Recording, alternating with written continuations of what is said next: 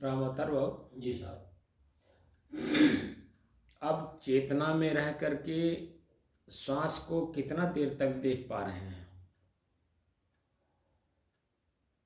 जितना मैं रह करके साहब जब तक बैठता हूँ करीब देखता थोड़ा बहुत चाहे देर हो जाता है, मैं देखता हूँ 2 घंटा तक बैठ जाता 2 घंटे तक लगातार। हूँ। जी। अब आप बता दीजिए कि जब चेतना में रह करके आप श्वास को देख रहे हैं और कोई ख्याल नहीं हो रहा बाहरी, जी। तो एक तो मन एकाग्र हो गया जी। श्वास पर, जी। दूसरे लगातार श्वास को देख रहा है तो स्थिरता भी उसमें दिखाई दे रही है। जी। और जब मन में किसी प्रकार का ख्याल नहीं हो रहा है, किसी भी प्रकार का मतलब होता है किसी भी प्रकार का, जी। शरीर से लेकर के संसार, परिवार, समाज, जी। देश, दुनिया, हर तरह का, जी। तो इस समय में आपको क्या, कितनी गहरी शांति महसूस हो रही है? बहुत शांति गहरी होती है साहब, एकदम शांति गहरी महसूस होती है।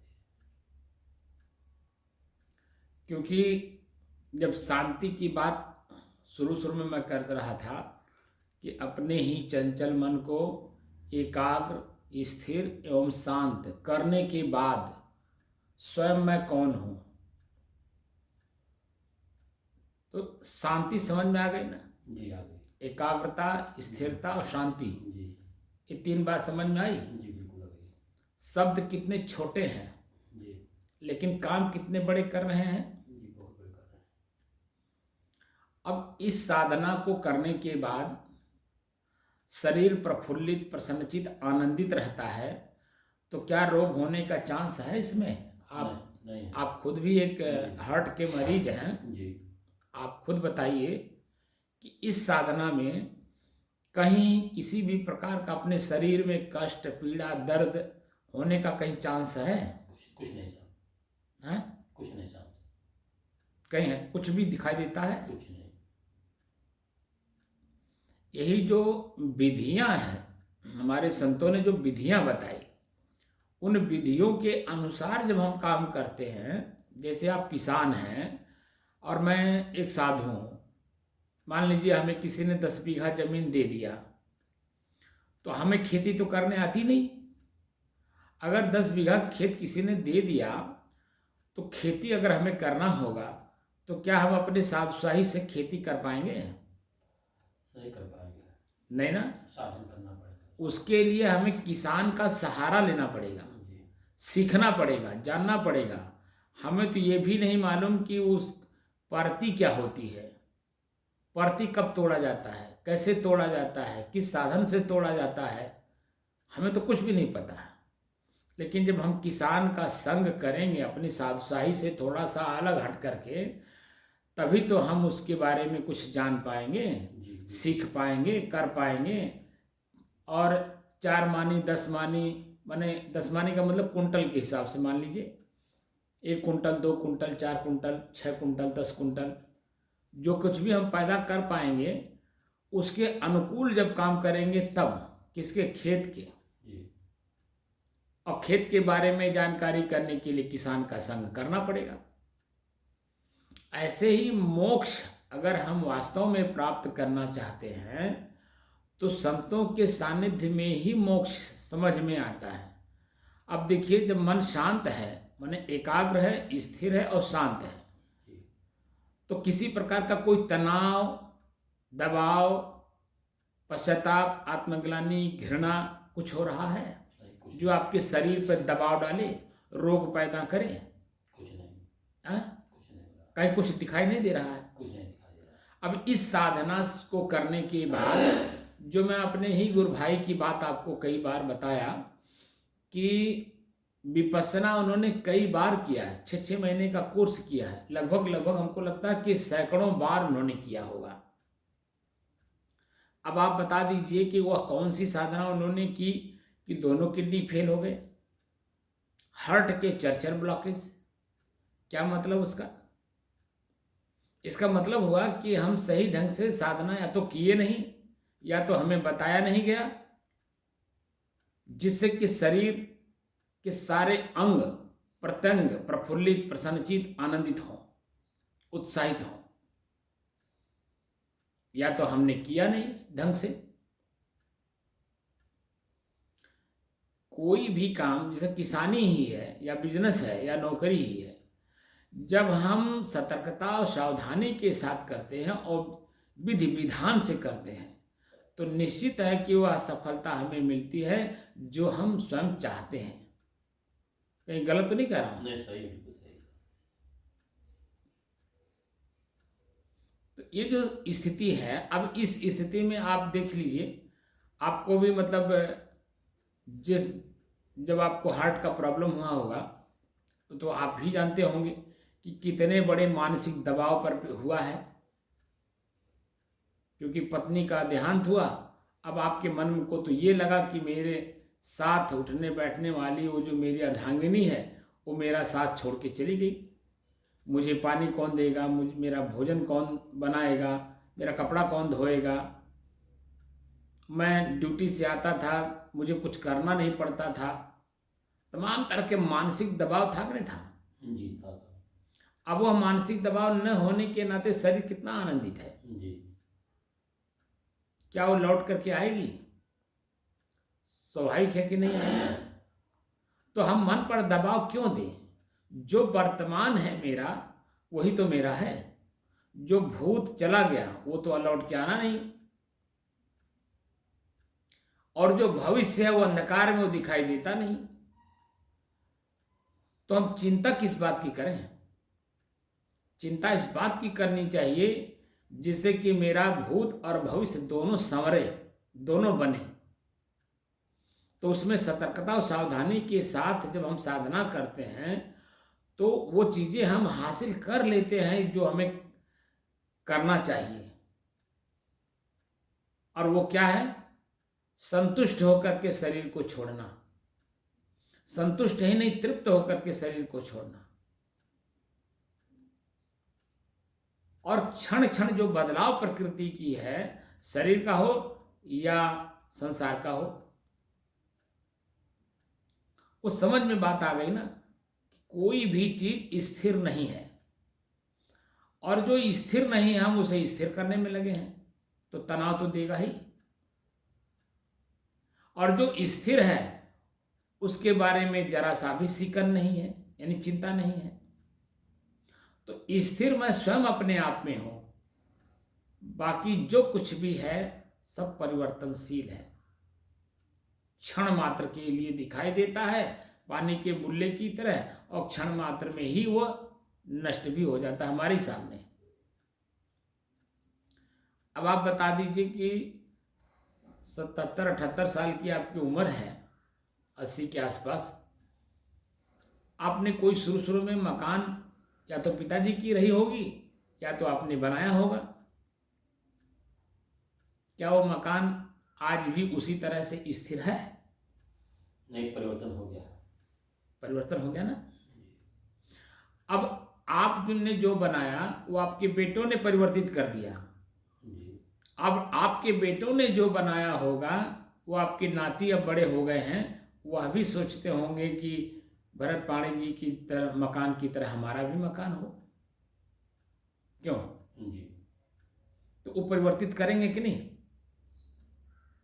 आगे चल करके ये मकान डैमेज होगा जिसमें रह रहे हैं आप सभी लोग, चाहे आप हो, चाहे आपके पुत्र हो या आपके नाती हो। आगे चल करके जैसे समय गुजरेगा उस हिसाब से वो डैमेज होगा कि नहीं? जी, होगा। उसी जमीन पर, उसी मकान के ऊपर दूसरा मकान बन जाएगा कि नहीं? जी, बन जाएगा समय के अनुसार। जी। तो परिवर्तनशील संसार को हम जो स्थिर करने में लगे हैं, यही तो मेरा दोष है, और कौन सा दोष है? जी। और हमारा अपना दोष कौन निकालेगा आप बताइए? स्वयं निकालना पड़ेगा। तब स्वयं निकालने के लिए क्षण मात्र का, जैसे आप बताइए 1495 दिन आज हो गया। जी।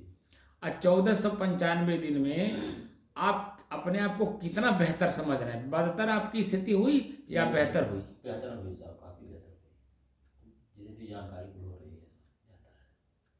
तो जैसे जैसे आप जानकारी कर रहे हैं और मन स्थिर हो रहा है, वैसे वैसे हमारी आंतरिक स्थिति बेहतर हो रही है। जी। और आंतरिक की स्थिति से ही बाहर की स्थिति भी बदतर और बेहतर होती है। जी।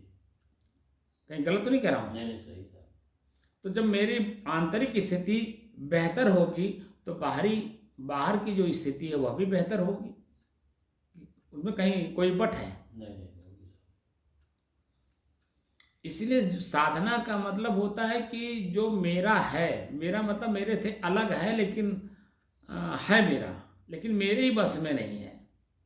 जैसे हाथ मेरे बस में नहीं, कोई भी कुछ बोल देता है, उठा के डंडा मार देते हैं, उठा के ढीला मार देते हैं, ईंटा मार देते हैं, बंदूक चला देते हैं जोश में आके।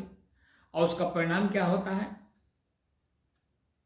कोई उसके ऊपर पनिशमेंट दे या न दे, या मेरे ऊपर कोई पनिशमेंट दे या न दे, लेकिन प्रकृति यानी मन हमारा बना हुआ ना कि हमने फलाने को मारा है, वो समय से वो भी मारेगा आपको।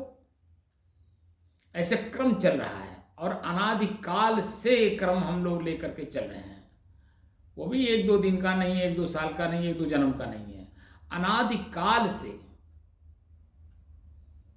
तो समय के आधार पे आज अगर हम उसे धीरे धीरे खत्म नहीं करेंगे, सहनशील नहीं बनेंगे, क्षमावान नहीं होंगे, तो वो चीज़ें ज्यों की त्यों ऐसी बनी पड़ी रहेंगी। और जब वो ज्यों की त्यों पड़ी रहेंगी तो साधना करिए चाहे कुछ करिए, उससे क्या फर्क पड़ता है?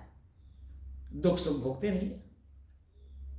तो दुख से मुक्त होकर के सुख में आना और सुख के साथ साथ अपनी स्थिति का अनुभव करना कि आखिर मैं हूं कौन। जैसे सुख मतलब होता है शरीर स्वस्थ है, कोई रोग नहीं है, तो बैठ के साधना हो पा रही है। लेकिन शरीर में सर्दी जुकाम अगर हो जाए खाली, तो शरीर क्या करता? कहरता है, दुखी रहता है। तो क्या उस समय में बैठ करके साधना करने का मन करता है? नहीं नहीं करता है। और जब सुस्वस्थ शरीर रहेगा, सुखी शरीर रहेगा, तभी तो आप चाहे अच्छा काम करिए चाहे बुरा काम करिए, चाहे खेती करिए चाहे गृहस्थी करिए, चाहे आप साधना करिए, सब काम स्वस्थ मन, स्वस्थ चित्त और स्वस्थ शरीर से ही होता है। और स्वस्थ रखने के लिए शब्द को ही हमें जानना होता। स्व अस्थ, स्व माने स्वयं, अस्थ माने स्थिति। हमारी जैसी स्थिति खुद की है, शुद्ध शांत स्थिर और एक रस। हम जब उस स्थिति में आ जाएंगे तो ये सारी बाहर की चीज़ें एकदम गौण हो जाएंगी और मैं स्वयं अपने ही शरीर की अच्छाई और बुराई दोनों से हम मुक्त हो जाएंगे। शरीर में रहते रहते अगर इस चीज़ का अनुभव नहीं हुआ तो मरने के बाद कोई लौट के आके बताया नहीं कि मैं बेहतर हूँ या बदतर हूँ, स्वर्ग में हूँ या नर्क में हूँ, कहाँ हूँ, कोई बताने आया? लेकिन इस साधना के माध्यम से आज देखिए हम लोग बता सकते हैं कि 1495 दिन के पहले हमारे मन की, शरीर की, समाज की क्या स्थिति थी, परिवार की क्या स्थिति थी, और 1495 दिन के बाद आज स्थिति हमारी कैसी है, शरीर की, मन की, परिवार की, समाज की क्या स्थिति है, हम इसके बारे में बता सकते हैं कि नहीं? जी बता सकते। क्योंकि शरीर में है। जी। इसी को तो कहते हैं सदगुरु कबीर कि जियत न तरे मुए का तरी हो, जियत ही जो न तरे। जो जिंदा रहते रहते अपने मन से अपने आप को मुक्त नहीं किया गया, तो बता दीजिए मरने के बाद तो जहां हम जाएंगे वहां मन तो लेकर के जाएगा हमको। औ है चंचल, स्थिर हो नहीं सकता। अरे इस शरीर का भी लेकर के गया, और जिस शरीर में जाएगा उसका भी तो आंख से देखेगा, कान से सुनेगा, जीभ से बोलेगा, स्वाद लेगा, पैर से चलेगा कि नहीं? जी चले। तो वहां भी तो अलग से संस्कार बनेगा। जी। ये संस्कार मिटा नहीं, नया संस्कार फिर ग्रहण करना शुरू कर दिया। इसलिए साधना में जितनी परिपक्वता आएगी, जान लीजिए कि आप उतने ही। अब सबसे बड़ा जो दोष है ना, शरीर को मैं मानना। ये जो शरीर है राम अवतार का या राम लखन दास का, जी जी दोस्त। यही दोष है, मैं मान लेना कि मैं राम लखन दास हूं, मैं राम अवतार हूं। वह तो समाज ने, परिवार ने शरीर का नाम रखा बुलाने के लिए, ताकि जिसका नाम लिया जाए वो स्पष्ट रूप से वही आए, वही अपनी बात को कहे, सुने, लेन देन करे। लेकिन जब नाम रूप नहीं रहेगा तो कौन व्यक्ति किसको बुलाएगा? क्या कह करके बुलाएगा? हे मनैया, हे आदमिया, हे मनुष्यवा, क्या कह के बुलाएगा? तो इसलिए नाम रूप तो शरीर के साथ परिवार और समाज ने रखा, लेकिन मेरा असली नाम क्या है? क्या हमें पता है हमारा असली नाम क्या है?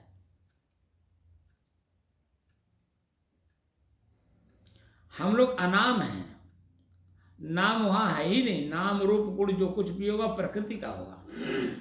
जिसे जब मन शांत हो जाता है, अपने ही शरीर का भान नहीं रह जाता है कि रह जाता है? नहीं रह जाता। वो जो स्थिति बन रही है, उस स्थिति में जब अपने मन रूप गुण नाम कुछ भी नहीं वहां रह जाता है। मिथ्या है। मिथ्या तो नहीं है, मिथ्या नहीं कह सकते आप, मतलब वहां वो स्थिति नहीं रह जाती, क्योंकि प्रकृति वहां पहुंच नहीं पाती, क्योंकि हम अब अपने देश में हैं, अपने घर में हैं, अपने आप में हैं। जैसे प्रत्यक्ष प्रमाण है, कोई जब सोता है, नाक बजती है, उसको पता है कि मैं कहाँ सोया हूं? ना, बोलिए। कोई नहीं पता रहता। उसको अपने नहीं पता मेरे कान बगल में है, मेरा नाक घर घर कर रहा, कान सुनता है, क्योंकि सुनने वाला शांत हो गया है, अपनी स्थिति में है।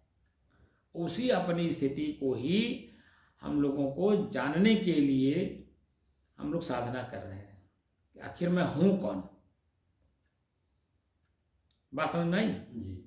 हाँ, और अब जो मैं धीरे धीरे देखिए अपनी तरफ आप मुड़ रहे हैं। जैसे जैसे मन शांत होता जाएगा, वास्तविक स्थिति से हम लोग रूबरू होते जाएंगे। तो जो जिसको हमने बहुत बड़ा चीज मान लिया है, पत्नी, बेटा, घर, मकान, दुकान, नौकरी, चाकरी, वो सब अब हल्के होते जा रहे हैं कि नहीं? बिल्कुल होगा। हल्के हो। क्योंकि दुख के कारण यही है। जी जी। जिसको हमने मजबूती के साथ अपना मान के बैठा हुआ हूँ, वही जब मेरे समय पे काम नहीं आते हैं तो अपार पीड़ा देते हैं। जी। और अब स्पष्ट मालूम हो रहा है कि इनके साथ व्यवहार काल में इनके साथ रहना है, तो मैं नहीं करना है, क्योंकि वहाँ हमारी मन स्थिति गड़बड़ हो जाएगी, और मन से ही हमें अच्छे बुरे का ज्ञान होता है। और मन को शांत करके रखना है, तो आखिर वो कौन है जो मन को शांत करके रखा जाता है, रखने का प्रयास करता है?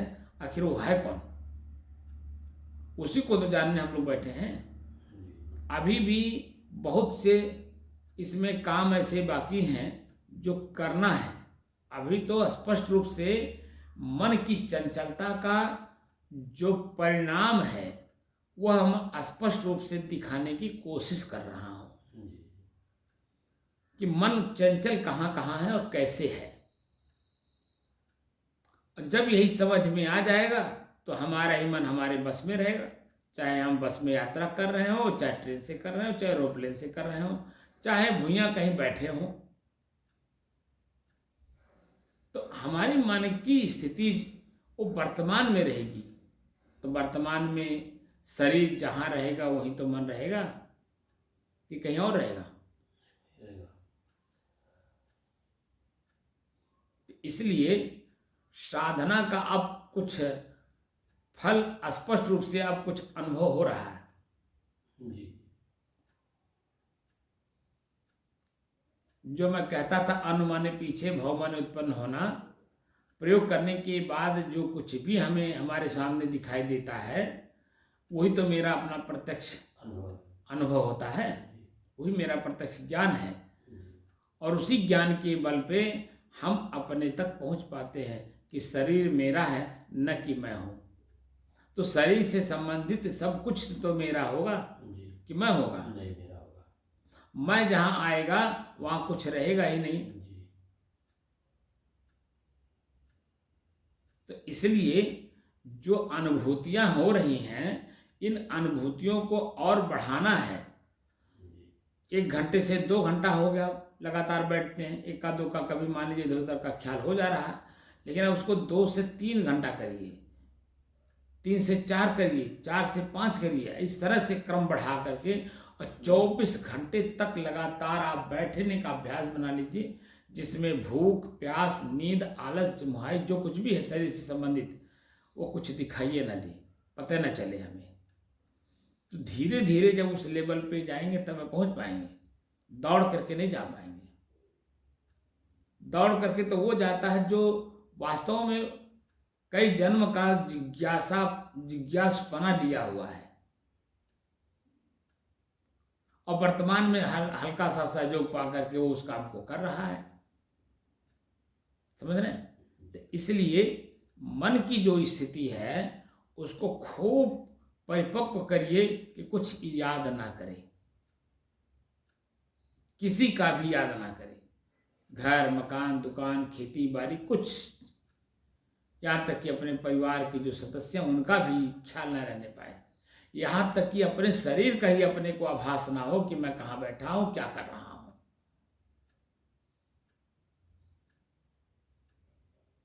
तब जाकर के आपकी स्थिति और मजबूत होती जाएगी।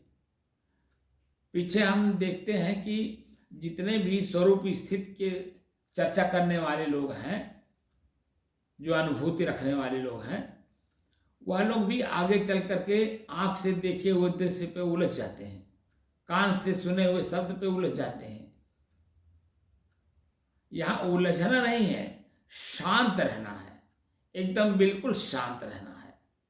और शांत रहने का जो उपाय है उस उपाय से चलेंगे तो निश्चित है कि शांत भी रहेंगे और जो इसका लाभ अब दिखाई दे रहा है उसका और लाभ उठाने का कोशिश करेंगे।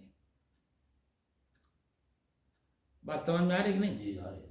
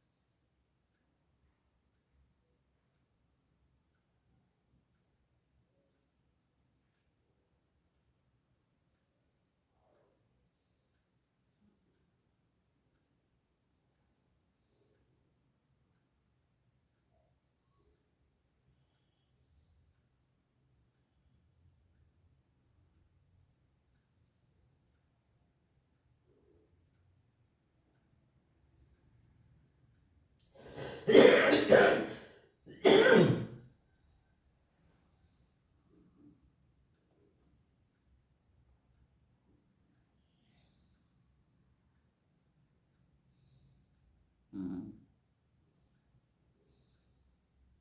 हम्म, हम्म,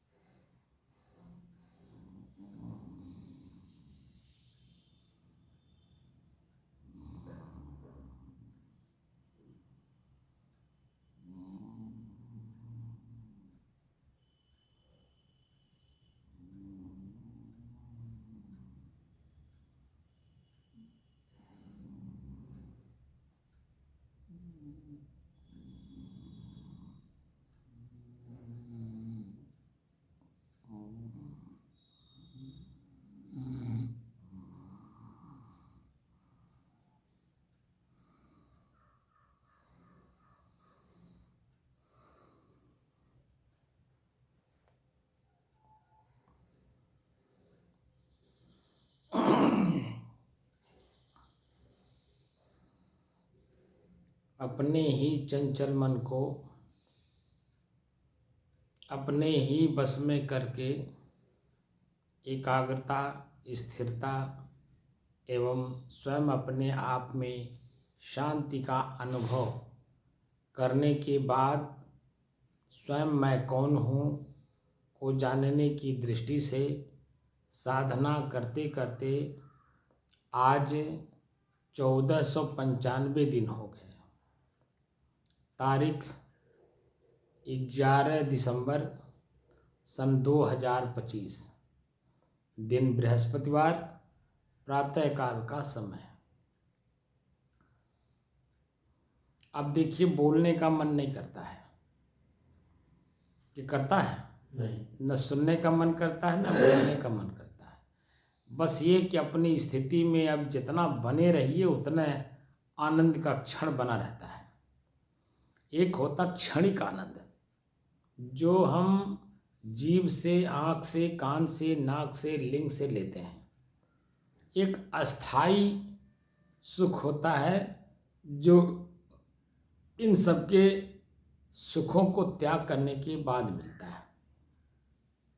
समझ रहे हैं? आनंद की अनुभूति जो हो रही है, जी, जब हम आंख बंद कर ले रहे हैं तो आंख कहीं कुछ दिख रहा है, कुछ नहीं, और एकांत में बैठे हैं, कहीं किसी की आवाज़ यहाँ सुनाई दे रहा है, कुछ नहीं। ना हम पैर से चल रहे हैं, ना हाथ से कुछ कर रहे हैं।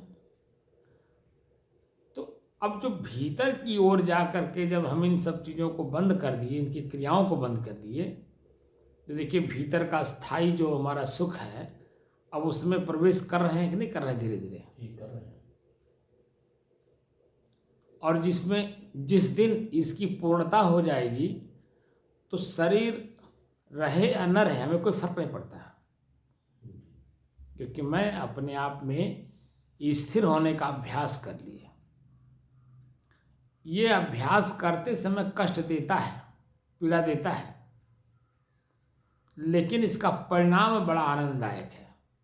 अब आप देख रहे होंगे 1495 दिन तक लगातार करते करते, बीच बीच में मैं भी कई बात ऐसा भी बोला हूँ कि मन को चीर जाए,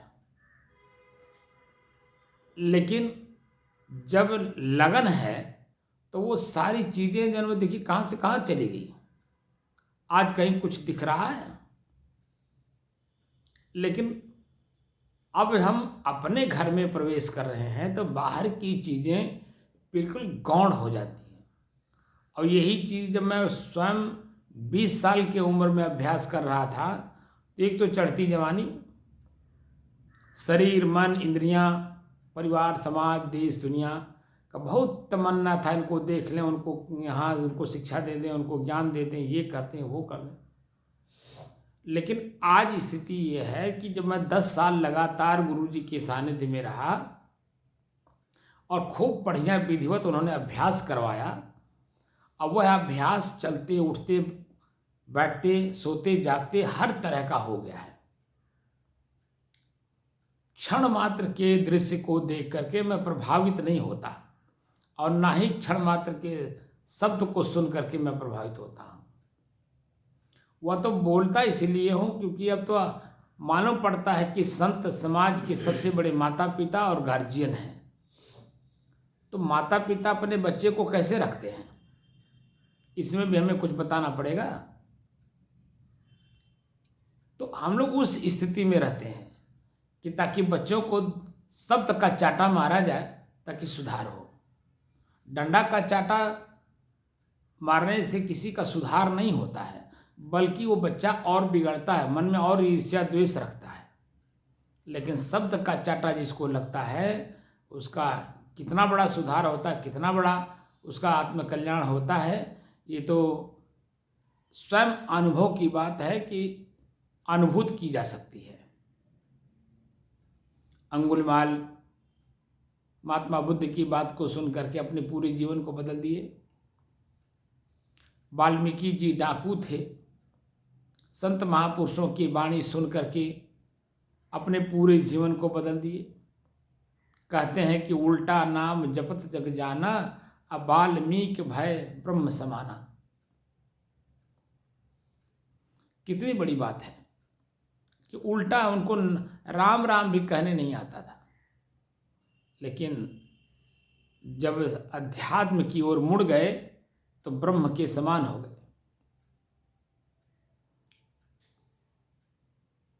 और खुद अनुभूति हो रही है। क्यों? जी, तो अभ्यास करते समय तो कष्ट होगा, लेकिन जब अभ्यास पूरा हो जाता है तब कष्ट नहीं रह जाता है, तब आनंद ही आनंद रहता है। और उसी आनंद को ही परमानंद कहते हैं। परम आनंद की अनुभूति जब हर क्षण होने लगता है तब।